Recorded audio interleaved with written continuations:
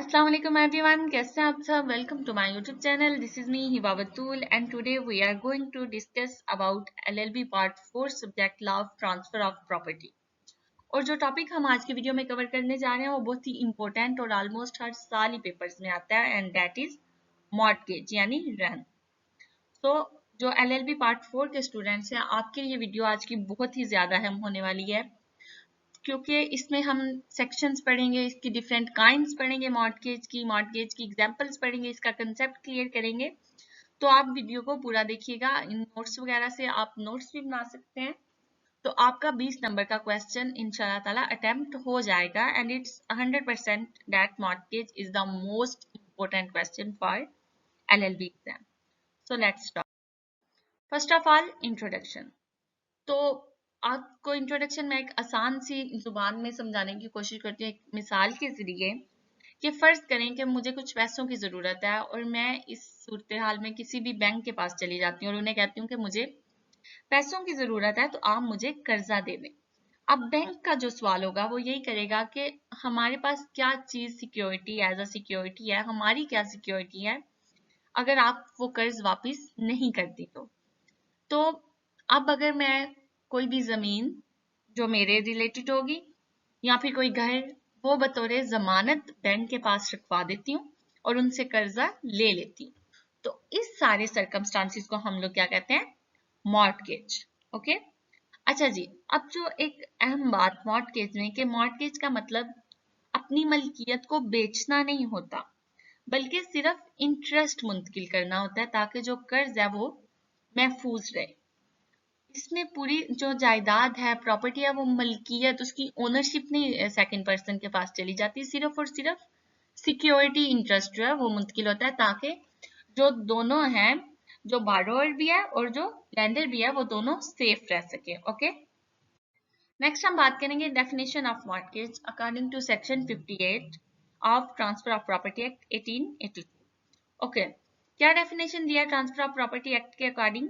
A mortgage is the transfer of an interest in specific immovable property for the purpose of securing the payment of money advanced or to be advanced by way of loan, an existing or future debt, or the performance of an engagement which may give rise to a pecuniary liability.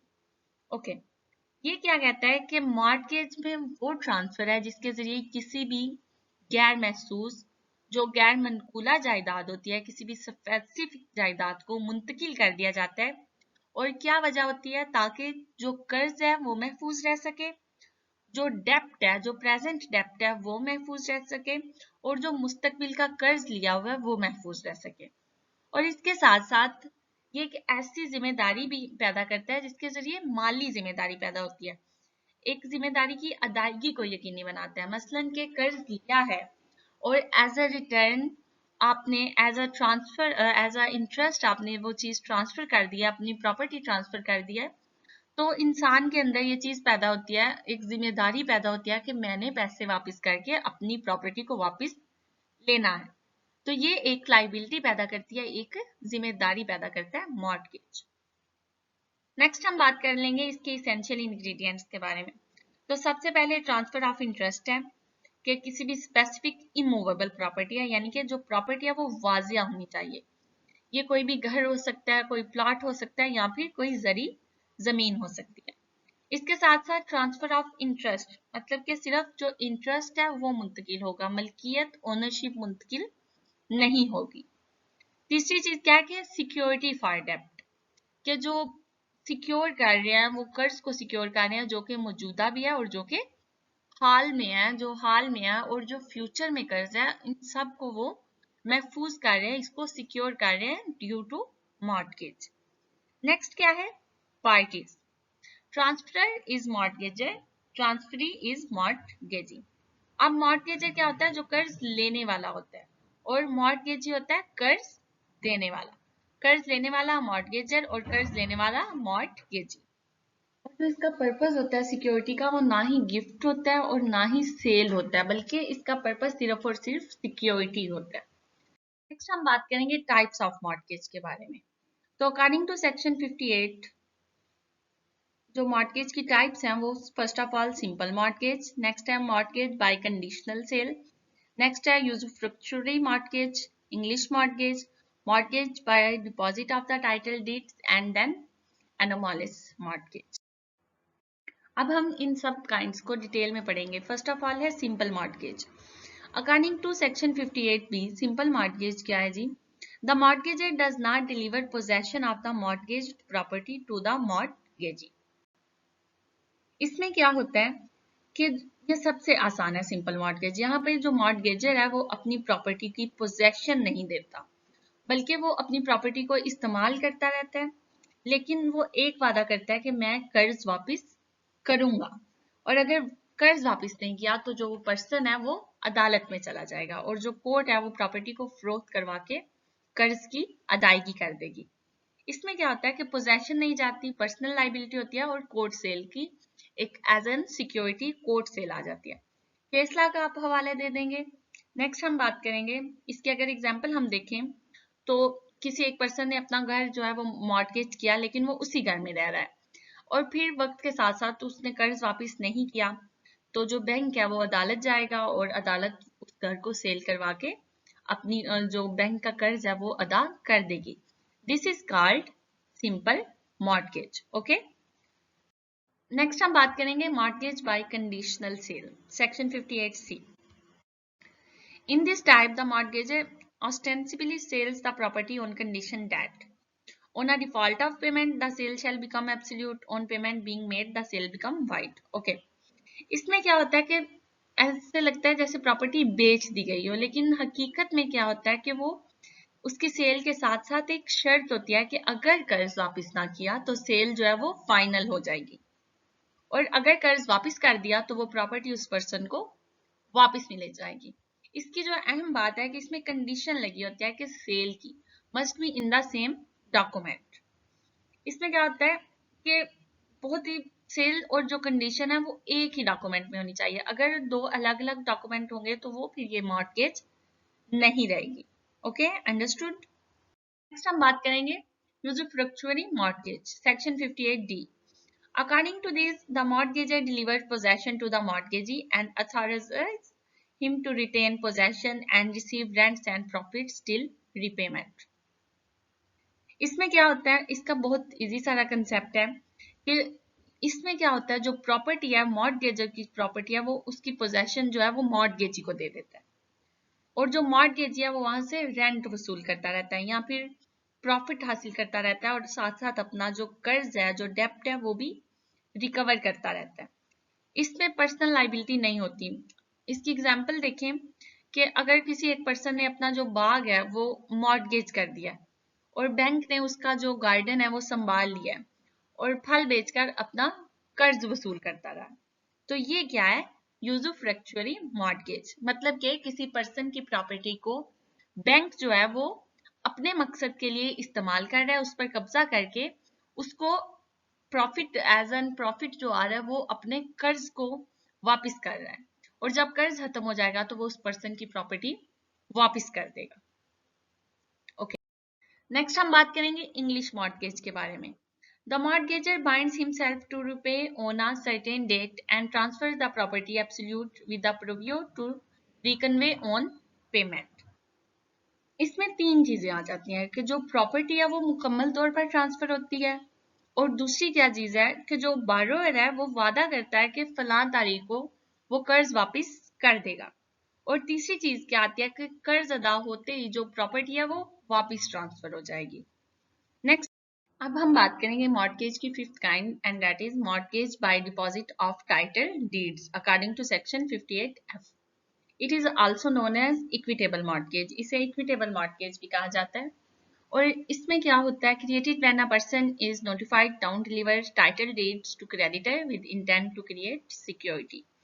इसमें ज्यादातर क्या होता है कि जो bank हैं वो property के ओरिजिनल डॉक्यूमेंट्स हैं वो अपने पास एज ए सिक्योरिटी रख लेते हैं, और यही चीज मॉर्टगेज बन जाती है। वो बैंक के अपने पास जमा कर लेता है प्रॉपर्टी के ओरिजिनल डॉक्यूमेंट्स, और बाद में जब वो पर्सन अपना कर्ज अदा कर देता है तो उसे उसकी प्रॉपर्टी के ओरिजिनल डॉक्यूमेंट्स वापस कर दिए जाते हैं। ये एक सिंपलेस्ट एंड यूजफुल मेथड भी है कि उस पर्सन की जो असली दस्तावेजात हैं वो आप अपने पास रख लें, ना ही कोई कब्जा करें, ना ही कोई प्रॉपर्टी का इशू आ जाएगा, ना ही उसके ऊपर काम का और प्रॉफिट्स का इशू आ जाएगा, बल्कि सिर्फ सिंपली जो ओरिजिनल डॉक्यूमेंट्स हैं वो अपने पास रख लीजिए। In Pakistan these methods are too much useful, और ज्यादातर बैंक्स जो हैं वो यही मेथड के अकॉर्डिंग चल रहे होते हैं। कोई भी बड़ी रजिस्ट्रेशन करवाने की जरूरत नहीं होती, बल्कि सिर्फ ओरिजिनल डॉक्यूमेंट्स पे ही काम चला लेते हैं। अच्छा, इसके ना सारी जो एग्जांपल्स हैं, सारी जो काइंड्स हैं, उनके इसेंशियल फीचर्स साथ दिए हुए हैं, और as well as case law भी एक एक ऐड किया गया सारी काइंड्स में। अब अगर बिल्कुल इजी इजी है, आप अगर इन सबको डिटेल में पढ़ाने बैठ जाओ ना, तो वो फिर वीडियो बहुत लंबी हो जाएगी, और इतनी वीडियो जो लंबी है वो आप लोग देखते भी नहीं हो। तो वीडियो छोटी हो जाए, लेकिन चलें आप लोग देखें तो सही, यूजफुल हो आप लोगों के लिए। तो हर एक टॉपिक में आपने इसेंशियल फीचर्स जो हैं और केस लॉ जो हैं वो आपने ऐड करने हैं, ताकि जो क्वेश्चन है उसकी लेंथ अच्छी खासी बन सके। 20 नंबर का क्वेश्चन है तो उसकी लेंथ आप लोगों को अच्छे तरीके से मेंटेन करनी होगी। तो सारी काइंड्स में उसके फीचर्स और केस लॉ एग्जांपल्स आपने जरूर ऐड करनी है। ओके जी, नेक्स्ट जो काइंड आ जाती है मॉर्टगेज की, that is anomalous mortgage, section 58G। According to this, a mortgagee which is not a simple conditional sale, usufructuary English or by deposit of title deeds is called anomalous mortgage। अगर कोई भी mortgage, जितनी भी हमने पीछे 5 exam पढ़ी हैं, वो ना आए तो उसे क्या कहते हैं? एनॉमलस मॉर्टगेज यानी मिक्स्ड मॉर्टगेज। अब हम बात करेंगे राइट्स एंड लाइबिलिटीज ऑफ मॉर्टगेजर, कि जो बारोअर है उसके क्या क्या राइट्स हैं। तो सबसे पहला जो उसका राइट है, राइट ऑफ रिडेम्पशन, यानी कि वो अपना कर्ज वापस करके अपनी प्रॉपर्टी को वापस ले सकता है, और ये बहुत ही कानून ने इस राइट को मजबूत बनाया और कोई भी पर्सन इसको खत्म नहीं कर सकता। नेक्स्ट क्या है? राइट टू इंस्पेक्शन है। नेक्स्ट क्या है? Right to transfer to third party, मतलब कि वो किसी भी पर्सन को असाइन कर सकता है कि वो उसकी जगह पे उसका कर्ज अदा करे, और बैंक इस सूरत हाल में कोई ऑब्जेक्शन नहीं कर सकता, क्योंकि इट्स दैट राइट्स, वो अपना राइट किसी यूज कर सकता है, वो किसी भी थर्ड पर्सन को इन्वॉल्व कर सकता है अपने कर्ज को अदा करने में। राइट ऑफ असेशन है। And next right to impeach waste. इसके अलावा कोई भी जो बारोअर है उसके पास राइट होता है कि वो अपनी प्रॉपर्टी के जो कागजात हैं, डॉक्यूमेंट्स हैं, उनको देख सकता है। फिर वो अपना मॉर्टगेज किसी और के नाम करवा सकता है। वो अपनी प्रॉपर्टी में जो उसका इजाफा हुआ है, जो एडिशनल चीजें ऐड हुई हैं, उसका उसके पास राइट है, इस लेने का हक है। Rights and liabilities of mortgage क्या है कि वो कोर्ट जा सकते हैं अगर कर्ज वापस नहीं आता, या फिर प्रॉपर्टी को फरोख्त कर सकते हैं, स्यू कर सकते हैं, मॉर्टगेज मनी को रिकवर कर सकते हैं, और जरूरत पड़ने पर वो रिसीवर भी कोई मुकर्रर कर देते हैं। एंड नेक्स्ट ये जो सब हैं ये क्या है? मॉर्टगेजी के राइट्स हैं। लाइबिलिटीज क्या है कि ड्यूटी टू मैनेज प्रॉपर्टी है, ड्यूटी टू अकाउंट है, विलफुल डिफॉल्ट है। नेक्स्ट हम बात करेंगे डॉक्ट्राइन ऑफ रिडेम्पशन के बारे में, सेक्शन 60। ओके, ये क्या है जी? रिडम्पशन का concept. The right of redemption is the most fundamental right of the mortgagor and cannot be taken away. इसका क्या बेसिकली प्रिंसिपल है कि once a mortgage always a mortgage। इसका क्या मतलब है कि जो मॉर्टगेज है वो कभी भी परमानेंट सेल नहीं बन सकती।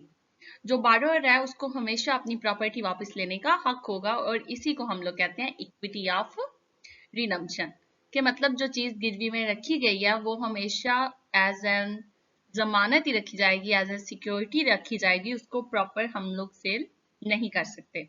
जो बारोअर है उसको हमेशा उसकी प्रॉपर्टी वापस लेने का हक है। केस लॉ जरूर ऐड कर लीजिएगा, क्योंकि इस तरह क्वेश्चन की लेंथ बढ़ जाती है। नेक्स्ट हम बात करेंगे फोरक्लोजर, सेक्शन 67। इसका क्या मतलब है? Foreclosure extinguish the mortgagor equity of redemption so that the property vest absolutely in the mortgagee. इसमें क्या है कि ये जो हमने पीछे रिडेम्पशन पढ़ा है बारोअर का, ये उसका हक खत्म कर देता है फोरक्लोजर। पाकिस्तान में जो ये रेमेडी है ये सिर्फ मॉर्टगेज बाय कंडीशनल सेल में ही अवेलेबल है।